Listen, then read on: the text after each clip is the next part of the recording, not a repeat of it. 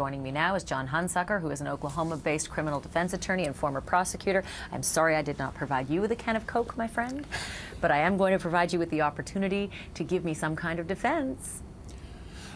Well, as far as the beer cans, I think they have to look at whether or not there were any cups there, and the police officers didn't do their job in investigating the case. No cups there, nothing in the photographs. But if they thought that he had poured it down the sink, then why didn't they test the holdings of the sink? The trap? Yeah, good point. They did not. So there is no way to say whether he poured beer down the sink to feign that he'd been drinking beer, and that was the reason he smelled like alcohol when they arrived, as opposed to having been drunk out on the boat. So I guess, is that the problem of the prosecutor, that he or she at this point can't say, we've got the evidence in the sink trap that the beer was poured down the drain? Well, remember, the duty is on the prosecution and the police officers to prove their case. The one thing screaming out to me here is, where's the blood test? Where's the breath test? If they thought he was under the influence of alcohol, almost every state has a law that states if a death results, that they can force a blood draw. Why would there not be? Any idea why there would? They did not. They did the field sobriety tests and said without question they thought this guy was drunk. There are issues that we'll get into, you and I, later on field sobriety tests, the kind of tests they did on the water, which I have issues with, but they did not follow through with a blood test or a breathalyzer. Any idea why they might not?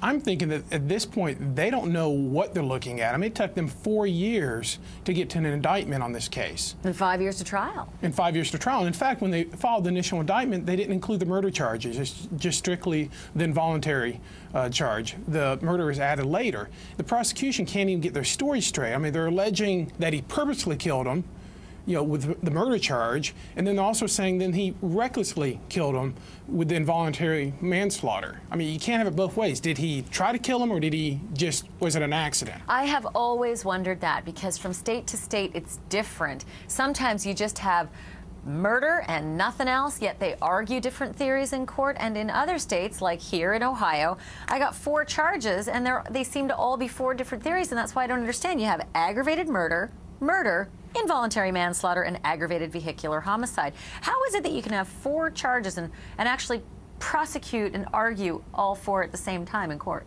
Well, I think it's tough. They're trying to do alternative theories here, and they're 2 opposing theories. And in the prosecution's opening, she was saying that he purposely pushed him over the board, pushed the victim overboard, and did it recklessly. And it's like, well, you how do you can't have it both purposely ways. recklessly? Yeah, exactly. How do you purposely recklessly? And by the way, the prosecutor did use that in the same sentence. Yes, it was the same sentence, and that's, I think, where the problem's going to be at.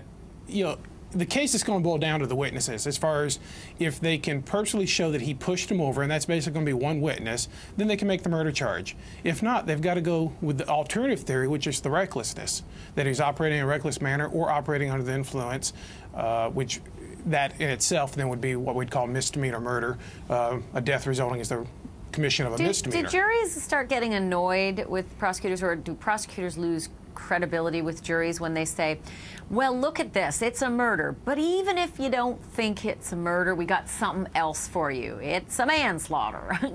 Do they lose credibility, or do the juries appreciate the fact that they have options?